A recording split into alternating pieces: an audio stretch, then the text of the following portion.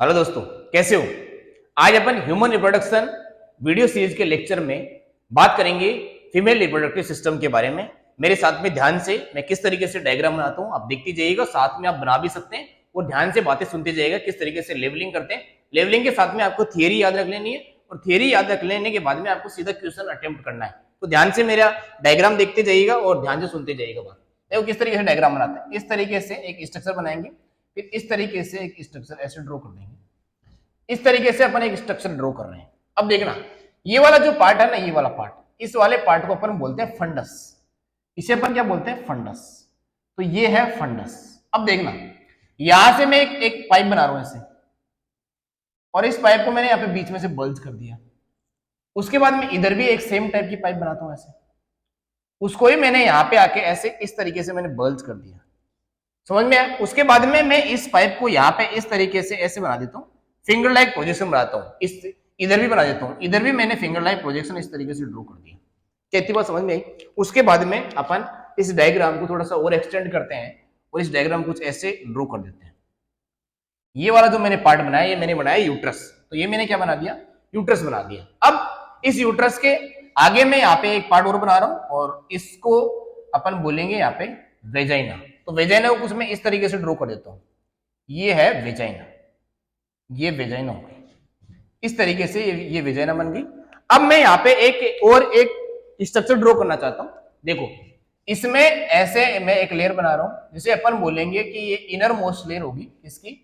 इस uterus cavity में जो इनर मोस्ट लेयर होती है उसे अपन क्या बोलेंगे? उसे अपन बोलेंगे एंडोमेट्रियम। तो मैं इस तरीके से एक इनर मोस्ट लेयर मैंने यहाँ पे ड्रॉ कर दी। इस तरीके से मैंने एक इनर मोस्ट लेयर यहाँ पे बना दी है और ये इनर मोस्ट लेयर कुछ इस तरीके से यहाँ पे अपन बना देते हैं। इस तरीके से मैंने इनर मोस्ट लेयर यहाँ पे ड्रॉ कर दी। ठीक है, अब यहाँ से ध्यान से सुनते जाना, मैं लेवलिंग करते जा रहा हूँ साथ साथ में। ये है यहाँ पे कॉर्पस बॉडी, इसे अपन क्या बोलेंगे? Corpus body. ये कॉर्पस बॉडी होती है क्या? ये यूट्रस का इनर, ये जो यहाँ पे यूट्राइन केविटी है, इसे अपन कॉर्पस बॉडी बोलते हैं। इसे अपन यूट्रस बोलते हैं।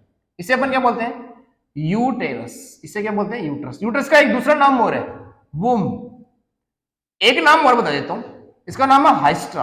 हाइस्ट्रा इसका नाम है। एक आपने एक टर्मिनोलॉजी सुनेगी कि हाइस्टेक्टोमी किया है। हाइस्टेक्टोमी का मतलब होता है, हाइस्ट्रा यानी होता है यूट्रस और टोमी यानी होता है कट करना। हाइस्टेक्टोमी में कई बार क्या होता है, इस यूट्रस में कई बार बहुत ज्यादा इंफेक्शन होने की वजह से इस यूट्रस को कट करके बाहर निकालना पड़ता है। उसे अपन क्या बोलते हैं? हाइस्टेक्टोमी बोलते हैं। तो हाइस्ट्रा यूट्रस का ही नाम है, समझ गए? उसके बाद में यहां पे जो है, इस इनर मोस्ट लाइन के अंदर ऐसे मस्कुलर लेयर होती है। इसे ये मस्कुलर लेयर है, ये मैं यहाँ पे मस्कुलर लेयर ड्रॉ कर रहा हूं। ये मस्कुलर लेयर है, ये मसल सेल है। ये मसल सेल क्या काम करती है भाई? मसल सेल का काम क्या करना है? मसल सेल का काम है कॉन्ट्रेक्शन करना और रिलैक्सेशन करना। तो ये कॉन्ट्रेक्शन रिलैक्सेशन कब करती है? जब भी फीमेल में रिप्रोडक्टिव साइकिल चलता है। तो रिप्रोडक्टिव फेज जो होती है, या फिर अपन बोल सकते हैं पार्चुरेशन के टाइम, डिलीवरी के टाइम, जब भी यहाँ पे फीटस, वेल डेवलप फीटस जब इस रिप्रोडक्टिव ट्रैक्ट से जब बाहर आता है, तब भी इसमें मैक्सिमम कॉन्ट्रेक्शन होता है। इस फंडस वाले पार्ट में कुछ फैटी टिश्यू का डिपोजिशन भी यहाँ पे देखने को मिलता है। अब मैं यहाँ पे और लेवलिंग बताता हूँ आपको। ये वाला जो पार्ट है जहां पे ये एंडोमेट्रियम की बॉल यहाँ पे आ रखी है, इसे अपन बोलते हैं स्टेमस। इसे अपन क्या बोलते हैं? स्टेमस। इसे अपन बोलते हैं। इसके बाद में ये वाला जो बल्ज पार्ट है, जो ये वाइडेस्ट पार्ट है, इसे अपन बोलते हैं एम्पुला। इसे अपन क्या बोलेंगे? एम्पुला। तो ये एम्पुला पार्ट है और इसका आप याद रखोगे, ये फर्टिलाइजेशन साइट है। इसे अपन क्या बोलेंगे? Fertilization site. तो ये फर्टिलाइजेशन साइट हो जाएगी। कौन? एम्पुला क्या होगी? Fertilization site. उसके बाद में इसकी मैं बात लिख देता हूं, यहाँ पे एक छोटा सा पोर होगा जिसे अपन बोलेंगे ओस्टिया। इसे अपन क्या बोलेंगे? ओस्टिया। और ये फिंगर लाइक प्रोजेक्शन है, इसे अपन बोलेंगे फिम्ब्री। इसे अपन क्या बोलेंगे? फिम्ब्री बोलेंगे। इसे फिम्ब्री बोलेंगे, फिंगर लाइक प्रोजेक्शन। इस ओस्टिया और फिंगर लाइक प्रोजेक्शन दोनों को मिला के अपन बोल देते हैं यहाँ पे इनफंडीबुलम बोल देते हैं। इसे अपन क्या बोल देते हैं? इनफंडीबुलम। इनफंडीबुलम इसे अपन बोल देते हैं। क्या इतनी बात समझ में आई तुम्हें? अब मैं यहाँ पे कुछ और स्ट्रक्चर ड्रॉ करने जा रहा हूँ, ध्यान से देखते जाना मेरी बात। यहाँ पे एक मैं स्ट्रक्चर ड्रॉ करना हूँ, देखना स्ट्रक्चर कैसी है। ये मैंने आलमंड शेप की स्ट्रक्चर ड्रॉ करी है। ऐसी स्ट्रक्चर मैं इधर भी ड्रॉ करता हूँ। ये है ओवरी। इसे अपन क्या बोलेंगे? ओवरी बोलेंगे। क्या ये ओवरी ऐसे हवा में झूलती रहती है? नहीं। इस ओवरी से यहाँ पे कुछ लिगामेंट का कनेक्शन होता है जिसे अपन ओवेरियन लिगामेंट बोलेंगे। यहाँ पे भी क्या होता है, ये लिगामेंटल कनेक्शन होता है जिसे अपन ओवेरियन लिगामेंट बोलेंगे। इसके बाद में इसके बाहर भी कुछ यहाँ पे लिगामेंटल होते हैं जिसे अपन मीजोवेरियन बोल देंगे। तो इस तरीके से इसके बाहर भी कुछ लिगामेंट की कवरिंग आती है। क्या मैं यहाँ पे लिख दूं साथ में, देखो ये है ओवेरियन लिगामेंट, ओवेरियन लिगामेंट, ये ओवेरियन लिगामेंट लिख देंगे इसे। उसके बाद में यहाँ पे ध्यान से देखना, ये ओवरी हो गई, ओवरी के ये जो यहाँ से बॉडी पार्ट से जो ये लिगामेंट जुड़े उसे अपन ओवेरियन लिगामेंट बोल रहे हैं, इसे अपन ओवरी बोल देते हैं। ओवरी के बाहर ये जो ये इसको पूरी तरह से कवर करने वाले लिगामेंट और है, इसे अपन क्या बोलेंगे, इसे अपन बोलेंगे मीजोवेरियम, मीजोवेरियम। तो ये मीजोवेरियम हो जाएगी। उसके बाद में यहां पे कुछ लिगामेंट और लगे होते हैं, कलर चेंज करता हूं, यहां पे जो लिगामेंट लगे होते हैं यहां पे भी कुछ लिगामेंट लगे होते हैं, ऐसे ऐसे यहां पे लिगामेंट लगे होते हैं और इन लिगामेंट को अपन बोलेंगे यहां पे ब्रॉड लिगामेंट। क्या बोलेंगे, ये हो गए ब्रॉड लिगामेंट, इसे अपन ब्रॉड लिगामेंट बोल देते हैं। तो इस तरीके से ये पूरा स्ट्रक्चर इस तरीके से पैक्ड कंडीशन में रहता है। इधर भी ब्रॉड लिगामेंट होंगे, इधर ये ब्रॉड लिगामेंट हो गए। इसके बाद में और बातें करते हैं, देखो इस्थमस, एम्पुला और इनफंडिबुलम, ये तीनों किसके पार्ट है, ये तीनों पार्ट है ओविडक्ट के। किसके पार्ट है ये, ओविडक्ट के पार्ट है, या फिर इसे अपन क्या बोलेंगे फेलोपियन ट्यूब, फेलोपियन ट्यूब के ये पार्ट है। तो ये फेलोपियन ट्यूब बोल दो चाहे क्या बोल दो, ओविडक्ट बोल दो। क्या इतनी बात समझ में आई। इसके बाद में इन लेयर का नाम लिख देते हैं भाई, इन सभी लेयर का नाम लिखते हैं। ये इनरमोस्ट जो लेयर है इसे अपन बोलेंगे एंडोमेट्रियम। क्या बोलेंगे इसे, एंडोमेट्रियम बोलेंगे। और एंडोमेट्रियम में ही क्या होते हैं, साइक्लिक चेंजेज होते हैं। तो एंडोमेट्रियम में आप क्या लिखोगे, साइक्लिक चेंजेज कहां पे होते हैं, साइक्लिक चेंजेज होते हैं यहाँ पे एंडोमेट्रियम में। भाई जब भी मेंस्ट्रुअल फ्लो होता है तो बेटा वो जो ब्लीडिंग होती है वो इस मेम्ब्रेन के इस लेयर के टूटने की वजह से वो ब्लीडिंग होती है, जिसे अपन क्या बोलते हैं एंडोमेट्रियम लेयर, जिसे अपन बोल देंगे। समझ में आया। उसके बाद में मैं यहाँ पे बात करता हूं कि ये कॉर्पस बॉडी हो गई, एंडोमेट्रियम की लेयर ये भी है, ये भी है। इसके बाद में मैं यहाँ पे बात करता हूं कि ये जो पार्ट है, ये वाला पार्ट, इस वाले पार्ट को अपन बोलेंगे मायोमेट्रियम। मायोमेट्रियम क्या होता है भाई, मायोलॉजी यानी होता है मसल का स्टडी, मायोलॉजी यानी होता है मसल का स्टडी। ये लेयर होगी मसल वाली लेयर, मायोमेट्रियम, समझ गए। उसके बाद में outer most layer, outer most layer को मैं यहां से लेवल कर रहा हूं, ऐसे यहां से लेके मैं यहां से ऐसे लेवल कर रहा हूं और इसका मैं नाम लिख देता हूं, इसका नाम है पेरीमेट्रियम। क्या नाम लिखेंगे इसका, पेरीमेट्रियम नाम लिखेंगे। और भी नाम है इसका नाम आप सीरोसा भी लिख सकते हो, सीरोसा लिख सकते हो। और भी नाम बता देता हूं यहाँ पे मैं, पेरीमेट्रियम लिख दो, सीरोसा लिख दो, या फिर इसे अपन लिख देंगे विसरल पेरिटोनियम। क्या लिख देंगे, विसरल पेरिटोनियम भी इसे अपन लिख सकते हैं, पेरिटोनियम, विसरल पेरिटोनियम भी अपन इसे बोल सकते हैं। क्या तीनों लेयर यहाँ पे समझ में है आपको, inner most layer endometrium, muscle वाले लेयर मायोमेट्रियम, बाहर वाले लेयर पेरीमेट्रियम, एपिमेट्रियम भी बोल सकते हैं, सीरोसा, विसरल पेरिटोनियम भी इसे बोल सकते हैं। क्या इतनी बात समझ में आई। उसके बाद में आगे चलेंगे तो ये वाला जो पार्ट है, यहां से लेके यहां तक का जो पार्ट है, इस वाले पार्ट को बेटा अपन बोलेंगे सर्विक्स। इसे अपन क्या बोलेंगे, सर्विक्स बोलेंगे, इसे अपन बोलेंगे सर्विक्स। तो ये सर्विक्स की ये जो है ये इंटरनल ओपनिंग, इसे अपन बोलेंगे इंटरनल ओस, इसे अपन क्या बोलेंगे इंटरनल ओस।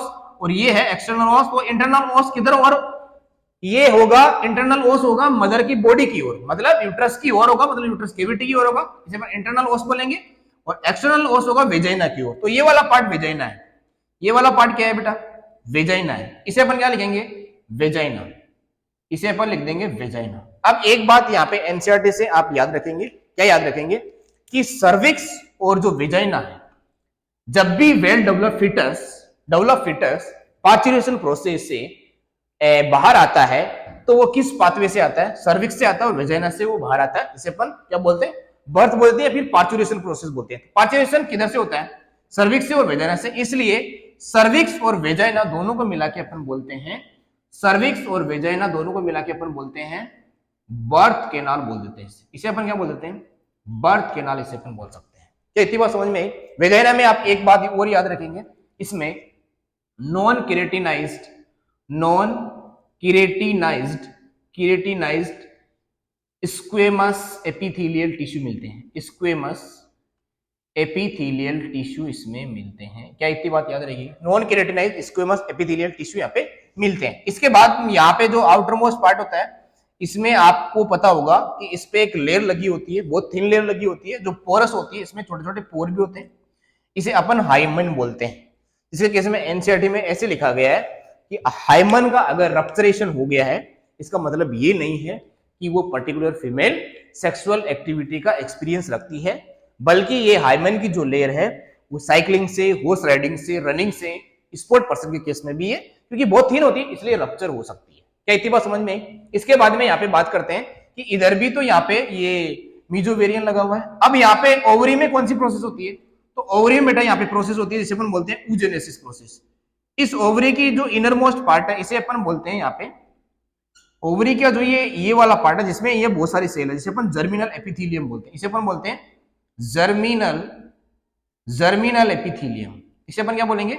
जर्मिनल एपिथेलियम इसे बोल देंगे। जैसे अपन सर्टोली सेल के केस में याद करो, वहां पे भी अपन ने ऐसी जर्मिनल एपिथेलियल सेल लगाई थी। तो जर्मिनल एपिथेलियम मतलब जर्म सेल की यहाँ पे लेयर आएगी। उसके बाद में यहां से ये कुछ सेल क्या बन जाएगी? मॉडिफाइड हो गया, क्या बन जाएगी? उगोनिया सेल बन जाएगी। क्या बन जाएगी? उगोनिया सेल बन जाएगी। एक सेल को उगोनियम बोल देंगे, उगोनिया सेल बन जाएगी। उगोनिया सेल में एक प्रोसेस होती है जिससे क्या बनता है? एग बनता है या फिर ओवम बनता है, ओवा बनता है या फिर एग बनता है। और इस प्रोसेस को अपन क्या बोलते हैं? इस प्रोसेस को अपन बोलते हैं oogenesis।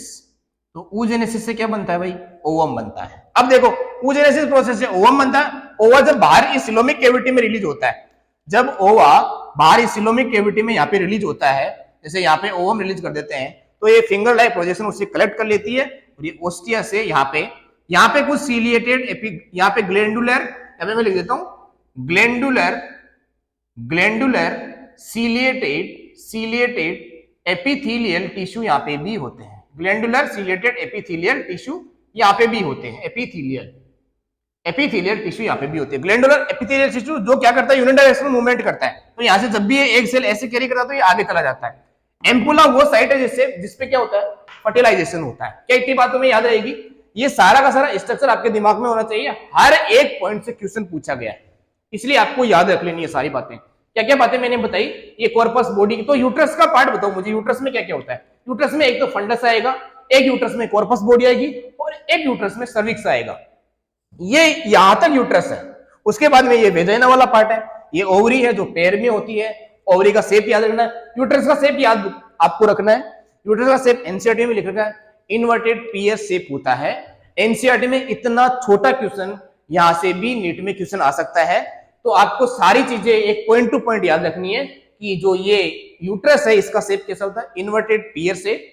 ओवरी का शेप मैंने यहाँ पे बना रखा है, आलमंड शेप होता है।